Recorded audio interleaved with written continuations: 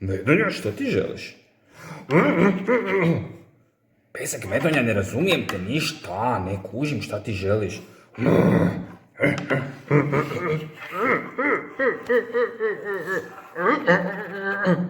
Tata, Medonja kaže da bi htio papat fini med.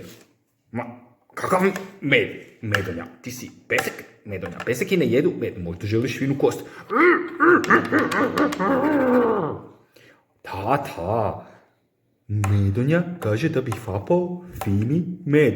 Jako fini med. Dobro, a otkud meni jako fini med? Otkud kako da mu dam fini med? Ništa te ne razumije, Medonja. Lea, daj ti reci šta je rekao.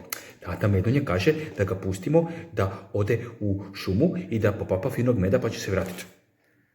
Medonja ne može pesek sam ići u šumu, a tata nije on pesek, on je Medo. Pesek Medonja, dobro. I šta, pustim ga sam i on će se kao vratiti. Tata, vratit će se Medonja.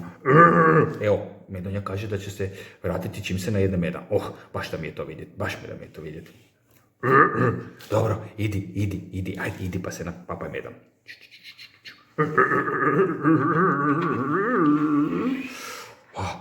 Baš me zanima što Medonja sad radi. Tata, rekao je da ide papat med, valjda ide papat med, pa će se najesti puno meda. Ne vjerujem mi ništa tim pesekima koji jedu med. Peseki ne bi trebali jesti med, oni jedu fino meseko ili jedu fine keksiće ili nešto, ali ne med. Joj, tata, to je medo, nije pesek. Dobro, pesek Medonja, okej, baš me zanima, sad ću ga pozvati da li će se vratiti. Medonja, di si, Medonja, di si?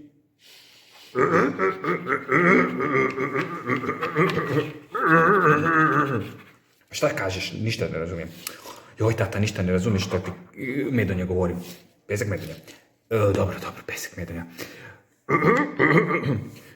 Medonja kaže da je bio u šumi i papao je puno finog meda i sada mu se jako spava i želi spavati zimski san, da ga ne probudimo jako dugo.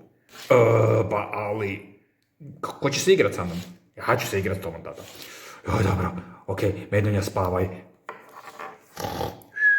A šta je to uopće zimski san? To ti je kada tata medeki spavaju jako dugo i onda se probude tek kad bude vani lijepo i sunčano i proljeće.